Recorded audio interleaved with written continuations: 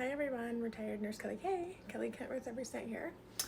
You know how you know you've been through a lot of trauma, emotional damage, when you're invited on the Dr. Phil show. Years ago, when I was breaking my trauma bond with my narcissistic ex-husband, I was invited on the Dr. Phil show.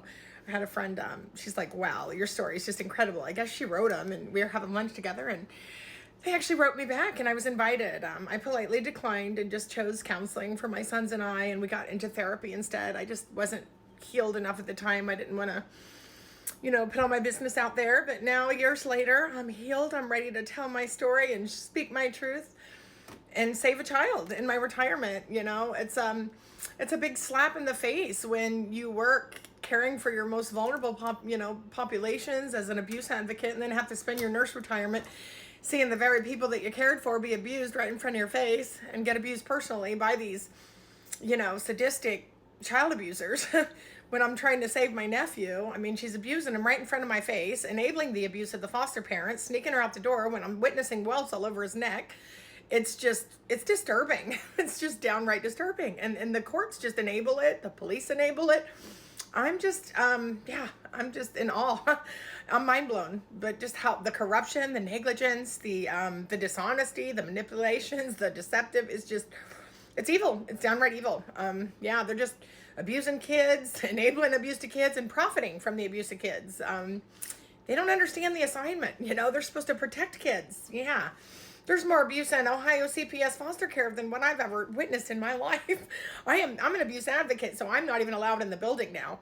So, this time I'm strong enough. I'm happy, healed, and helping. And as a retired nurse, I feel it's my fiduciary obligation to, I'm an abuse advocate to, save the children. I want to be the positive catalyst for change, to make a difference and tell my story. I'm ready to speak of my injustices of the family court systems. I don't have just one. I have 4 stories. 4 injustices that I have endured in family court stories. And family, my oldest I have tons of stories. I have experienced so much injustice from family courts, In the trauma bonds, it's never the empath that wins. It's the narcissist with all the money because they bleach and dry. He left me broke, destitute, homeless. I had nothing. I couldn't afford the fancy, lawyers.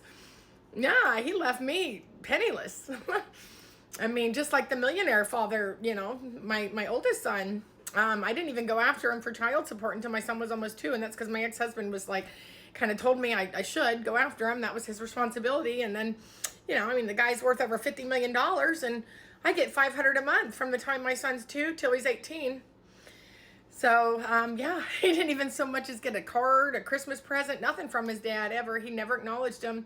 He passed away the day before my birthday this past November. And now, I got to find a probate attorney in Florida so my son can get what he's entitled to and deserves, because now they're trying to cut him out of that. More injustice. Wow. Yeah, I'm ready, Dr. Phil. I'm ready to tell my story and share my truth this time. I'm happy, healed, and ready to help others and save the children. Please help me tell my story and save this baby.